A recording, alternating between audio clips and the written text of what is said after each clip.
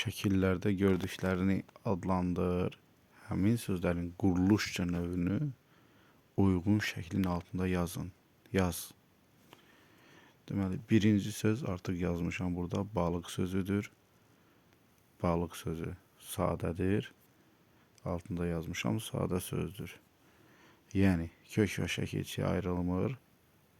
Bir kökdən ibarətdir, sadədir. İkinci söz isə balıqçı sözüdür.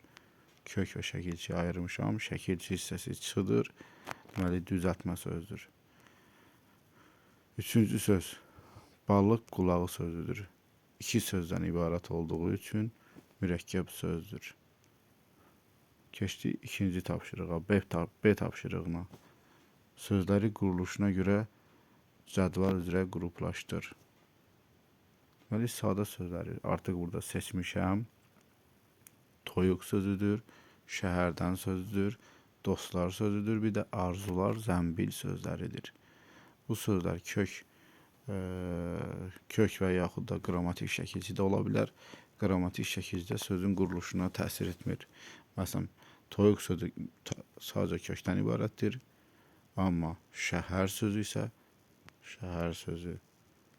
kök və qrammatik şəkilçidən ibarətdir.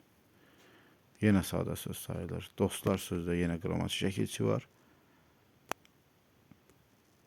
Dostlar sözündə yenə qrammatik şəkilçi var. Arzular sözündə qrammatik şəkilçi var. Qrammatik şəkilçidə sözün quruluşunu dəyişmir, yenə sadə söz adlanır. İndi düzəltmə sözləri seçək. Bu xanadan deməli düzəltmə sözlər çəmənlik sözüdür. Lik burada leksik şəkilçidir. Bağban leksik şəkilçidir. Sat sözün köküdür. Icı leksik şəkilçidir. Daşmaqdan daşqın yenə qın leksik şəkilçidir. Yuxusuz yenə leksik şəkilçidir. Bunlar da sözlərin mənasını dəyişir. Bir sözdən yeni söz yaratdığı üçün düzəltmə söz adlanır. Keçək yeni xanaya. Mürəkkəb sözlər. Tez-tez, aş süzən, əli açıq. Yəni iki sözdən ibarət olduğu üçün bunlar mürəkkəb söz sayılır. Qara göz, məsələn, ceyran, çöl, əl-üz yuyan. Bunlar da mürəkkəb sözdür. İki sözdən ibarət olduğu üçün. Keçək C tapşırığına. Yalnız düzəltmə sözləri seç və yaranan cümləni yaz.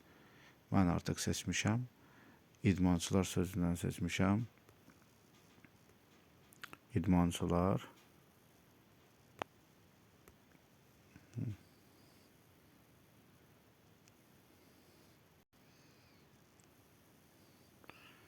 İdmançılar böyük meydançada hazırlaşırlar.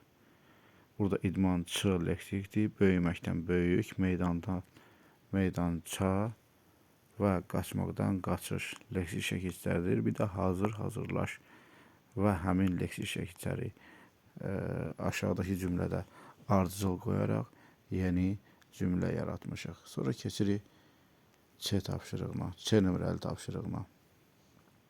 İzahları oxu, uyğun şəkilçi artırmaqla yeni sözlər düzəlt. Yaşıl sözündən yaşıl ümumiyyətlə yarpaq ot rəngində olan deməkdir.